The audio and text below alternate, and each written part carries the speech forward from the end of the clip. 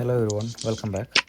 ഇന്ന് നമ്മളൊരു ഷോപ്പിങ്ങിന് പോയ വീഡിയോ ഇടാമെന്ന് വിചാരിച്ചു. ഷോപ്പിങ്ങിന് പോയാൽ മാത്രമല്ല, അതിൻ്റെ എൻഡിൽ ചെറിയൊരു ഇൻഫർമേഷൻ കൂടിയും പാസ് ചെയ്യുന്നുണ്ട്. ഇൻഫർമേഷൻ അല്ല, ചെറിയൊരു കുറച്ച് എനിക്കറിയുന്ന കുറച്ച് നോളജ് ഞാൻ പാസ് ചെയ്യുന്നതാണ്. അപ്പോൾ ഇന്ന് വൈൻ മേടിക്കാനായിട്ടാണ് പോയത്. അപ്പോൾ അത് കൂടാതെ കുറച്ച് സാധനങ്ങൾ മേടിച്ചോട്ടെ, അല്ലെങ്കിൽ കൈ കൊണ്ട് എടുത്തോട്ടെ എന്ന് ഇങ്ങനെ ചോദിക്കുന്നൊരു ക്ലിപ്പാണ് അവിടെ കണ്ടുകൊണ്ടിരിക്കുന്നത്. അങ്ങനെ നമ്മൾ ആൽക്കഹോൾ സെക്ഷനിലോട്ടെത്തി. ഞാൻ എപ്പോൾ ചെന്ന് കഴിഞ്ഞാൽ വിസ്കിയിലോട്ട് എൻ്റെ കൈ പോകും.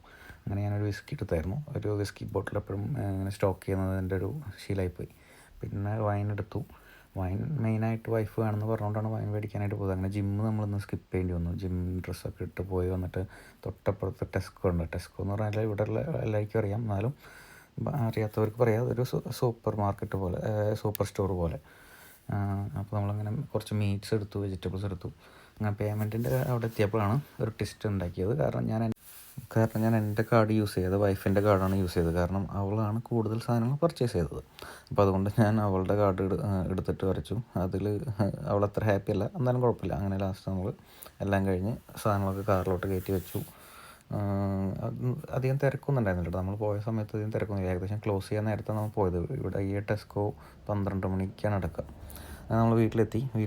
ഇനി നമുക്ക് ഈ വൈനിനെ കുറിച്ച് സംസാരിക്കാം. ഇത് പീനറ്റ് നോർ എന്ന് പറഞ്ഞൊരു വൈനാണ്. പീനറ്റ് നോർ എന്ന് പറഞ്ഞാൽ ഒരു ഗ്രേപ്പ് വെറൈറ്റിയാണ്. ആ ഗ്രേപ്പിൻ്റെ പേരാണ് പീനറ്റ് നോർ.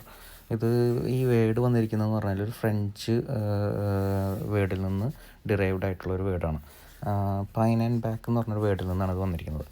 അപ്പോൾ റെഡ് വൈൻ എന്ന് പറഞ്ഞ സംഭവം അത്യാവശ്യം നല്ലൊരു റെസ്പോൺസിബിൾ രീതിയിൽ കുടിക്കുകയാണെന്നുണ്ടെങ്കിൽ എല്ലാവർക്കും നല്ലതാണ്, ഒരു ലിമിറ്റേഷൻ വെച്ച് കുടിക്കുകയാണെങ്കിൽ. പിന്നെ അതേപോലെ തന്നെ റെഡ് വൈൻ കുടിക്കുന്നതിന് ഒരു ടെമ്പറേച്ചറൊക്കെ ഉണ്ട്. അതൊരു 12 to 13 ഡിഗ്രി ടെമ്പറേച്ചറിലായിരിക്കണം അത് കുടിക്കേണ്ടത്.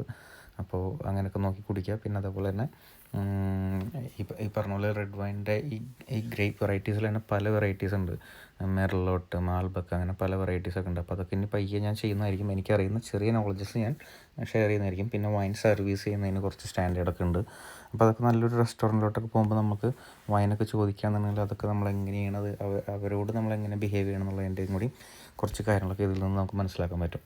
അപ്പോൾ ഇനി അങ്ങോട്ടുള്ള വരുന്ന വീഡിയോയിൽ ബാക്കി ഡീറ്റെയിൽ ആയിട്ടുള്ള ഐറ്റംസൊക്കെ ഞാൻ ഇടുന്നതായിരിക്കും. വീഡിയോ ഇഷ്ടപ്പെട്ടാൽ എല്ലാവരും ലൈക്ക്, കമൻറ്റ്, സബ്സ്ക്രൈബ് ചെയ്യുക. Thank you.